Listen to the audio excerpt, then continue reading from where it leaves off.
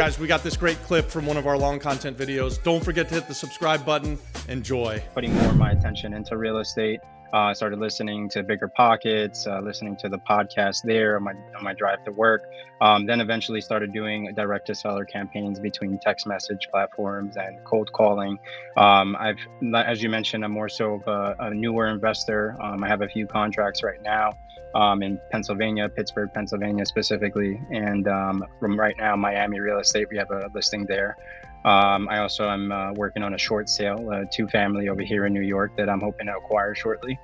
But I'm pretty much looking to discontinue those operations right now. I just feel like it's the right time to just start putting all my time and attention into Puerto Rico at the moment, building relationships with agents, networking with investors like yourself on the island, and getting to know contractors as well, because I know that's one of the biggest difficulties in Puerto Rico at the moment. Man, you must have just a ton of energy to be able to have a full-time job and then be chasing down real estate in different states and thinking about coming to Puerto Rico. I love it. I mean, so to me, that's a sign of a very talented person. Anytime you want something to be done, go to the busiest guy you know. They're the ones who can usually get it done. So good for you. That's great. Yeah. I love the thought process that you have. I had that thought process about 5 years ago where we decided to come to Puerto Rico. We felt like the money goes further. There was just a safer ability to invest and do more good, quite honestly, right? Like, so there's more absolute, apparent, easy to find good deals in Puerto Rico, even though everything else is harder. Like, it is harder to find good contractors. It is harder to run comps and be certain of what something's going to sell for and things like that. But it's always worth it. It's a great time to be coming to Puerto Rico. I say it like this. I believe it's 2012 real estate market. And then you couple that with opportunity zones and bringing your business here. Man, it really, I expect that it's going to be life-changing. So I'd be interested in investing through my Opportunity Zone fund into your business. So that's something that is really exciting to me. We already invest heavily in real estate and businesses that are tied to our real estate. But to find someone like yourself who's passionate about something, who's got a good plan and can work their ass off and get it done, I think there's a great opportunity for you to invite people to invest in things like this and for them to expect super high returns. Like, it's far better than just a 10x on real estate over here. So this could easily be 100x or 1000x type stuff.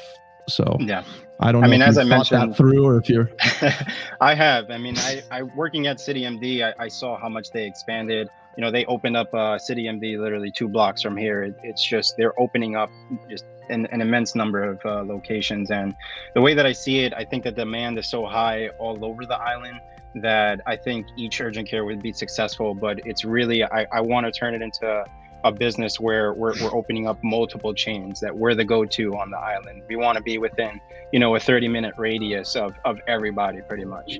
And then incorporating, there's the difficulties, there's the challenges of it when it comes down to, insurances, whether, cash transactions.